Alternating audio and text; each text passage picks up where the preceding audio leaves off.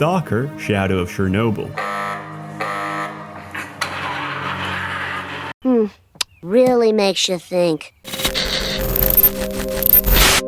Hey people, Jack here with another video. So today I'll be checking out a review by SsethTzeentach on Stalker. It's a game that I know very little about, for I got only like a very weird glimpse of it because a friend of mine a few years ago watched me play Metro last night, and he was like, wait, is Stalker 2 out? I was like, what are you talking about? So apparently there was supposed to be a sequel to, well, Shadow of Chernobyl, which I suppose is the one that is reviewed here. Yeah, it's a 2007 game that I only got to know about like some years later. Apparently it's like a cult classic because it has some similar elements to what you also see in Metro. Not so much of the whole Nazi conflict and all, but like you're supposed to be basically a nobody with waking up with like a stalker almost say tramp stamp. No, it's on your hand and you're just going about searching for some materials, and apparently a witch granting that monkey paw thing, saying monkey paw because apparently the wishes that you get from it don't exactly pan out well, but it does border that post-apocalyptic kind of horror genre, and supposedly it's also based on some books, but never read any of those. But without further ado, let's just jump into the video. Hey people, Seth here. After a long and healthy life, my old microphone now sounds like this. So I had to put it down, and I got a condenser mic. I have no idea what I'm doing. Thank you for your patience and understanding. Today, I'll be covering Stalker, Shadow of Chernobyl. Really makes you think. Why are we still here? Just to suffer. Every night. Actually, I lied. I'll be reviewing all of the Stalker games at once, and the novel this universe is based on, Strugatsky's Roadside Picnic. Stalker's premise is very simple. You play as a delinquent gopnik who's just broken into a fenced-off exclusion zone in Chernobyl, Ukraine, which is actually based on a fictional country here in Europe. If the legends are true... This joke has not aged well. I think that's the wonderful and also kind of scary thing about Seth's humor.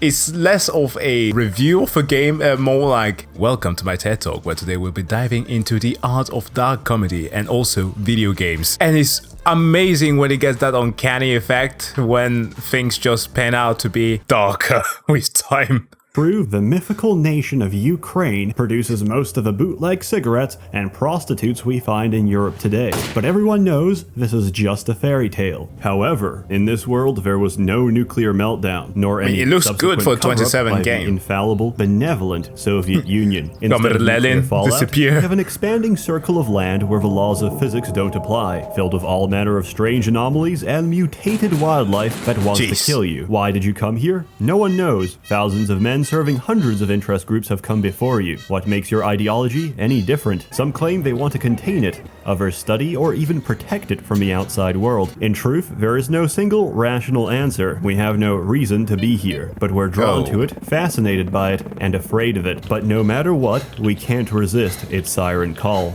Welcome to the Zone.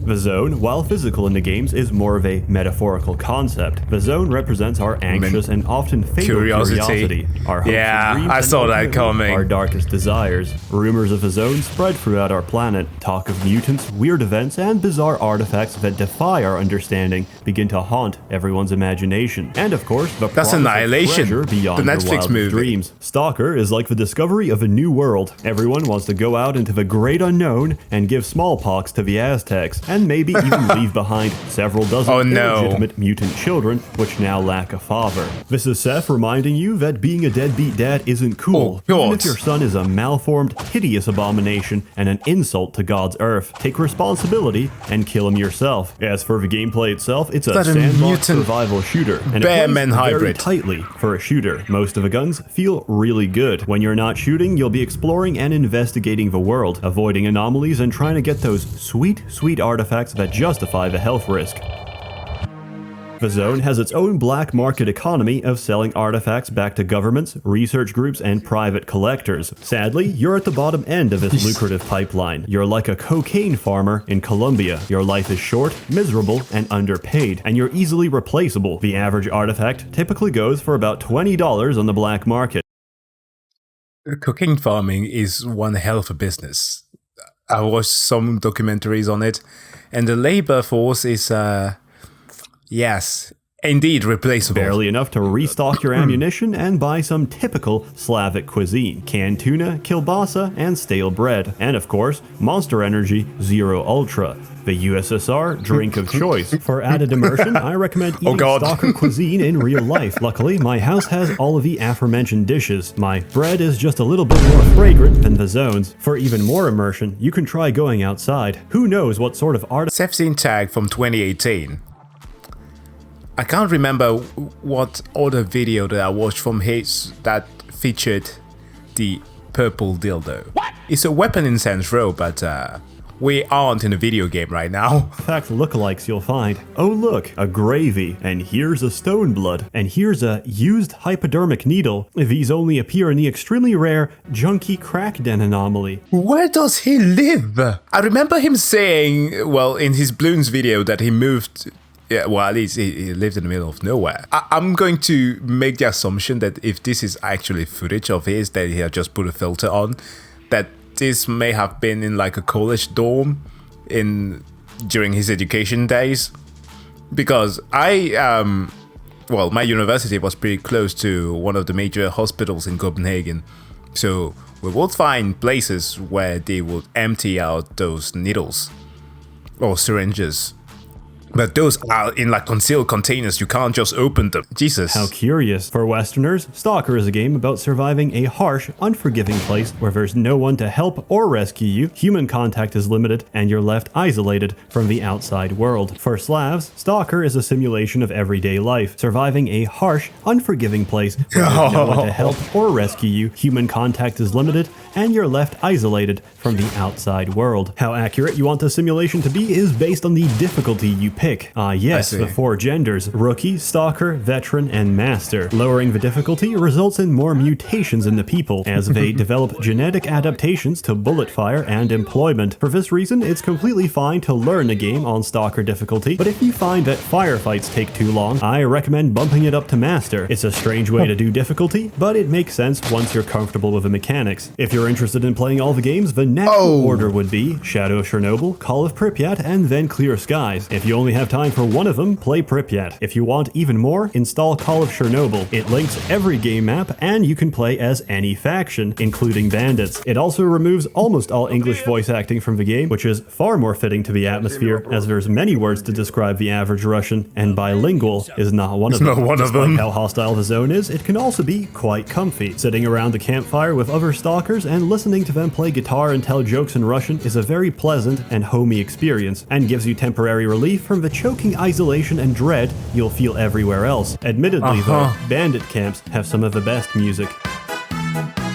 Unsurprisingly, this game is pretty fucking spooky at times. The mutants of the zone grunt, squeal, and lunge at you with a moment's notice, and they have a habit of doing it whenever your guard is down. Luckily, some... Oh, those are the invisible things from, yeah, they remind me of the ones in Metro. Now I understand the similarities again. Also, one of those look like gene stealers. It's kind of nasty and disturbing. Some of the most dangerous mutants are extremely rare. In a perfect world, you will never encounter a build like me. Like me would not exist.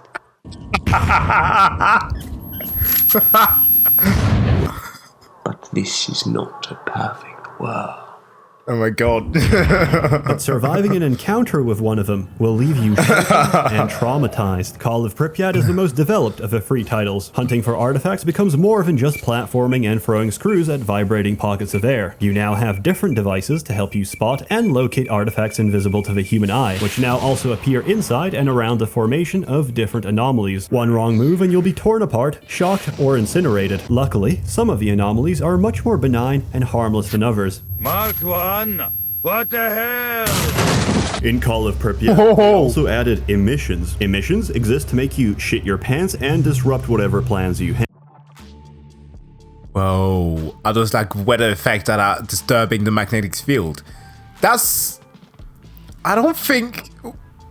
What engine is rendering these things? This is 2007. That's kind of crazy. But also, like, some of the physics looks pretty shitty. But visually, it is striking. Actually, I know that Stalker 2, for some of the game showcase of last year, mentioned that it was shifting into Unreal Engine 5. So perhaps for the fans of this franchise, they are going to have something that is very beautiful whenever it comes out. Incredibly violent energy storms originating from the Chernobyl National Power Plant. And if you receive a warning that a blowout's about to happen, you better get the fuck inside unless you want to die a horrible, horrible death. Anything and anyone who can't get to cover on time will be fried to a crisp. And that's if you're lucky. For those who weren't so lucky, they'll get back up and continue their routine as a hollow, unresponsive husk. The anomalies described in the book are much less forgiving. Accidentally rub against a transparent strand of web, you'll die from a heart attack hours later. Were you near the zone when the visitors came, you're forbidden from ever leaving, and you'll be shot on sight if you dare try, because whatever city you'll go to will be devastated by natural disasters until you die. The games and the book also diverge heavily in plot, since in Strugatsky's Roadside Picnic, the title of the book says it all. Visitors stopped by our world and left as quickly as they arrived, leaving behind their trash and waste, the remains of a messy picnic. But their trash is our treasure. Everything in the zone is fantastical and beyond our comprehension. It's like one of those scenarios where you find like alien technology. Oh, the wish granting thing is just... Oh, that's dumb. That's kind of dumb, but also very genius. Like, imagine that, just approaching alien technology, trying to comprehend it, but it just keeps bamboozling you all the time. Room temperature superconductors, invasive species of cotton, which exclusively grow on metal surfaces, and infinite batteries, which asexually reproduce, are just some of the wonders left by the visitors, who are so impossibly more advanced than us that we couldn't even catch a glimpse of what they are. In Stalker, the zone is a man-made disaster through some psychic pseudoscience bullshit, which I honestly suspect is just an excuse to make you go through the worst linear sections of a game, because Ivan spent a lot of time making those 3D models, and by God, you're gonna appreciate it. To summarize briefly, a bunch of scientists merged their brains together to form the Sea Consciousness, a superior consciousness capable of changing the planet's novosphere, an informational field surrounding Earth, in order to remove negative emotions like anger, greed, and being a foot fetishist. Their interference spawned the zone, which has been expanding ever since. To make matters worse, their efforts backfired. Foot fetishes were instead replaced by scat, and that extremely specific category of porn where the camera keeps zooming in to the guy's taint. Realizing what evil they've unleashed on the world, the scientists are now actively trying to contain the zone. In Shadow of Chernobyl, you can either help or kill them. In Clear Skies, you get brainwashed by them. In Call of Pripyat, you meet Strelok from the first game, and after he tells you that, canonically, he kind of killed the scientists and there's nothing to contain the zone anymore, everyone realizes it's time to get the fuck out of here. The ending section of each Stalker game universally sucks dick. Holy shit, let me go through narrow corridors where everyone is armed with futuristic hit scan energy weapons that kill you if they hug your little toe. Hey, you can also keep replaying dialogue from the Wish Granter on repeat every few seconds. What an amazing, unforgettable experience, the Wish Granter, which that was I wish I never had. Once you reach the Chernobyl National Power Plant, do yourself a favor and format your hard drive, because that's going to be a much more fun experience than anything still in store for you. And while the rest of the game is universally enjoyable, there is one exception.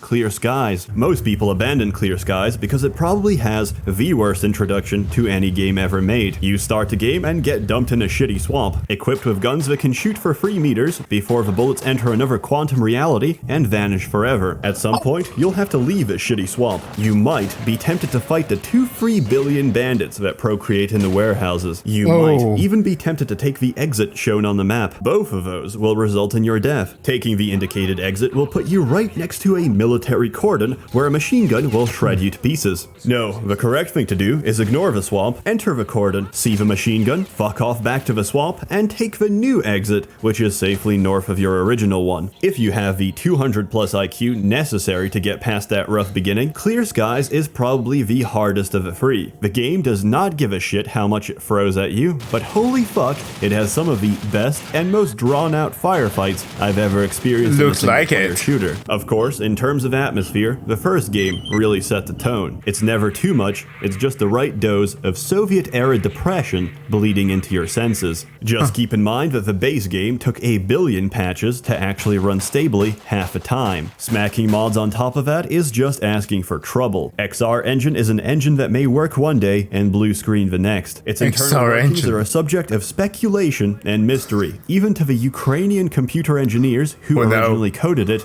using No. Microsoft Paint on Windows Bandera. It's a The character engine that's is lying down, sensitive, isn't it? fragile, and fickle. And if it really completely stops working, I recommend you roll back your NVIDIA drivers, which somehow magically fixes everything. I understand that this is the most poorly structured and ill-advised review I've ever made, but So I is the thoroughly game. recommend every Stalker game, and I especially recommend you to read Roadside Picnic. You can buy a copy of each game for about $1 a piece, and the English translation of the book is of course available online for free. The games defy explanation, and capturing the feeling and tone of them is not something you can recreate by video alone. It's a lot of fun, and well worth experiencing at least once in your life. And if you've already experienced it, well, there's still more mods out there than you can play in a single, natural lifespan. As always, more content to come, so stay tuned. That's That insane. content will be better structured. A warm thank you to the many members of the Merchants Guild, generously funding and bankrolling these videos. You're all wonderful. Have a good one.